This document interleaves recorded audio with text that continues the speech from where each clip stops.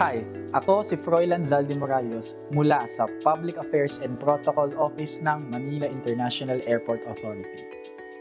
Dahil sa paglipat ng Ninoy Aquino International Airport o NAIA sa pribadong pamamahala, minarapat namin na gawin ang explainer video na ito upang ipakilala sa inyo ang mga bagong kaganapan sa larangan ng NAIA operations at sa MIAA bilang isang airport regulator ngayon at sa mga susunod na panahon. Sa sharing ito, ipapakita namin kung paano tinitiyak ng MIAA na nasusunod ang global standards sa passenger service, security protocols at facility upgrades ng bagong NAIA operator. Tatalakayin din namin kung paano nakikipag-ugnayan ang MIAA bilang regulator sa iba't ibang ahensya at stakeholders upang masiguro na maayos, mabilis at kaaya-aya ang pasilidad at serbisyo ng NAIA para sa mas masiglang turismo. Tara, samahan niyo ako at ating alamin ang mga pagbabagong ito sa MIAA.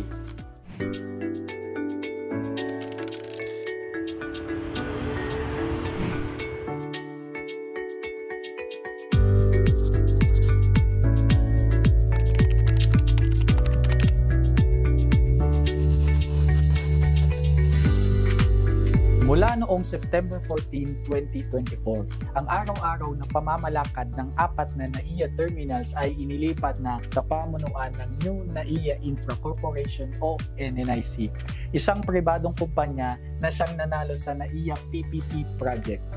Ang Public-Private Partnership o PPP ay isang estratehiya kung saan layunin nito na pabilisin ang pagtatayo ng mga infrastrukturang makakatulong sa mas magandang pagnenegosyo sa bansa, paglikom ng karagdagang pondo para sa infrastructure development at mapabilis ang paglago ng ating ekonomiya. Dahil dito, ano na nga ba ang MIAA ngayon? Kasama sa responsibilidad ng MIAA bilang regulator ay siguraduhin na ang mga ipinangakong pagbabago na isasagawa ng New NAIA Infra Corporation bilang NAIA operator ay matutupad nito. Ang NNIC naman bilang operator ang siyang responsable sa araw-araw na operasyon at maintenance ng ating mga NAIA terminals. So, ano naman ang ibig sabihin nito para sa ating paliparan? Titiyakin ng MIAA na naipatutupad ang mga pamantayan ayon sa nakasaad sa concession agreement na pinirmahan ng New NAIA Infra Corporation at DOTR MIAA para matiyak ang maayos na operasyon ng paliparan. Isa sa mga paraan ng pagpapanatili ng mga internationally accepted standards sa ating paliparan ay ang pagtatalaga ng Key Performance Indicators o KPIs. Ang KPIs ay may halintulad sa isang report card na kung saan ang MIAA ay sinusukat ang pagganap ng NNIC sa mga aspeto ng airport operations, safety at security. Kasama ang iba't ibang ahensya ng gobyerno na may mandatong suportahan ng mga layuning ito, makakaasa tayo ng isang mas masiglang turismo sa mga susunod na taon. Bukod dito, patuloy na isinusulong ng MIAA ang mga inisyatibo para sa pagbawas sa carbon emissions, pagpapabuti ng energy efficiency at mas maayos na waste management. Bahagi rin dito ang pagsunod ng NNIC sa mga sustainability certifications tulad ng LEED upang makamit ng NAIA ang Global Environmental Standards.